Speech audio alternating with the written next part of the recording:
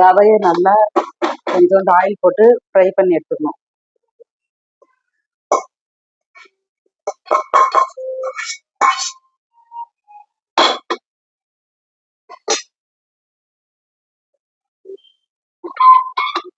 எண்ணெய் போட்டு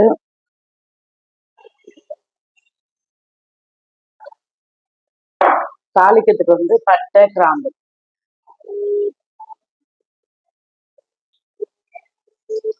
கிராம்பு தாளிக்க.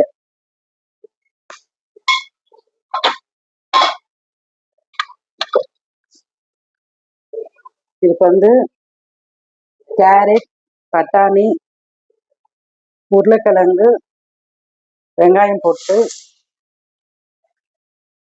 இஞ்சி, பச்சை மிளகாய்,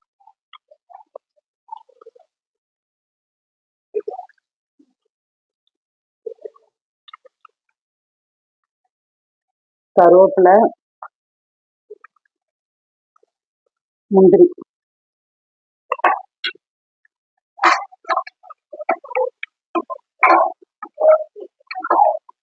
இது நல்லா ஃப்ரை பண்ணிட்டு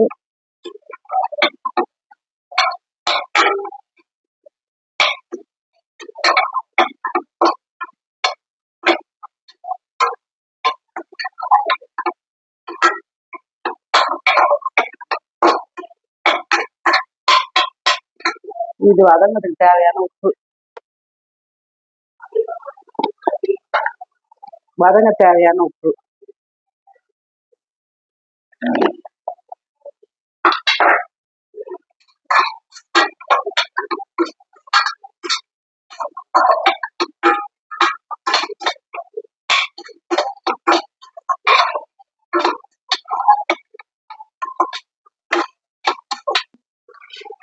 இப்போ தக்காளி போட்டுக்கலாம்.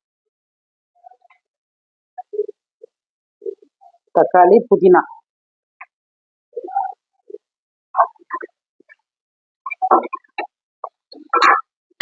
ஒரு ஃப்ளேவருக்காக புதினா,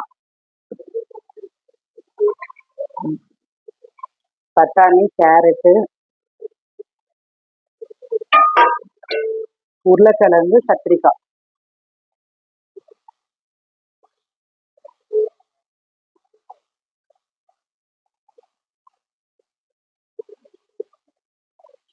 சும்மா உப்புமாவை இதெல்லாம் போட்டு சும்மா உப்புமாவுக்கு ஒரு ஃப்ளேவருக்கு ஆட் பண்ணிக்கிறீங்க, அவ்வளோதான். பேர் மாற்றி வச்சுக்கோங்க. ஆமா, எல்லாரும் உப்புமா கொடுத்தா சாப்பிட மாட்டீங்கல்ல, எல்லாரும் பார்த்துக்கோங்க. உப்புமாவை இந்த மாதிரி பண்ணி கொடுத்துருங்க. உங்க வீட்டுல ஈஸியா நீங்க டின்னர்ல இருந்து எஸ்கேப் ஆயிடலாம். எங்க அம்மா மாதிரி இப்படிதான் அவங்க அப்பா சேம் அவுட் ஆஃப் ஃபோக்கஸ்ல போயிடுவாங்க.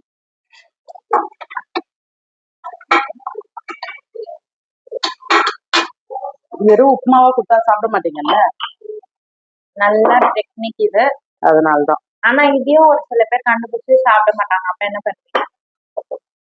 இதுலதான் புதினா எல்லாம் போறோம்ல, கொஞ்சம் வாசனை பிரியாணி ஸ்மெல் வரும்.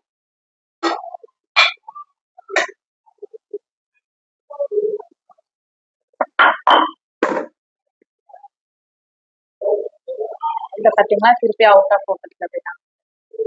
ஃபோக்கஸ்ல போனா கூட பரவாயில்ல, அவுட் ஆஃப் த ஃப்ரேம்லயே போயாச்சு. தேவையான அளவுக்கு மஞ்சள்,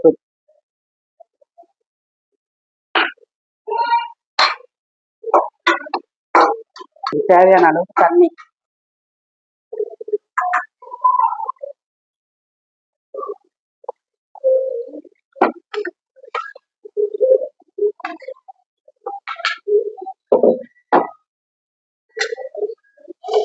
மூடி போட்டுட்டு வெஜிடபிள்ஸ் எல்லாம் வெந்ததுக்கு அப்புறம் ரவை கொட்டிட்டு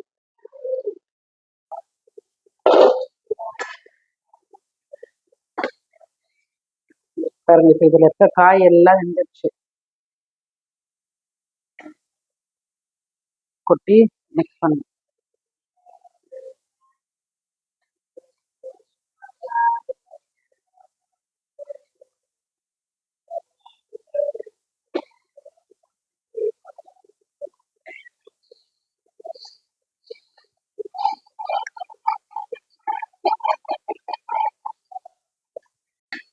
பாருங்க, இதுக்கு மேல இந்த கொத்தமல்லி போட்டுட்டு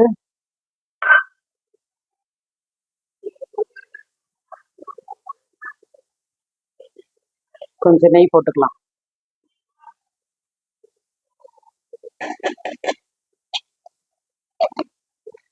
இது கிச்சடிக்கு வந்து கடுகு, உளுத்தம்பருப்பு, கடலைப்பருப்புலாம் போட்டு தாளிப்பாங்க. நான் வந்து இதுல பட்டை, கிராம்பு தாளிச்சிருக்கேன். இப்படியும் எல்லாரும் செய்வாங்க.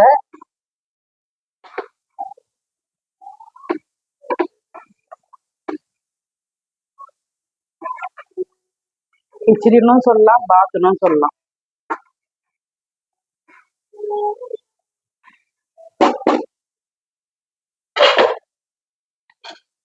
கொஞ்சம் ஒரு 5 நிமிஷம் இருக்கும், அவ்வளோதான்.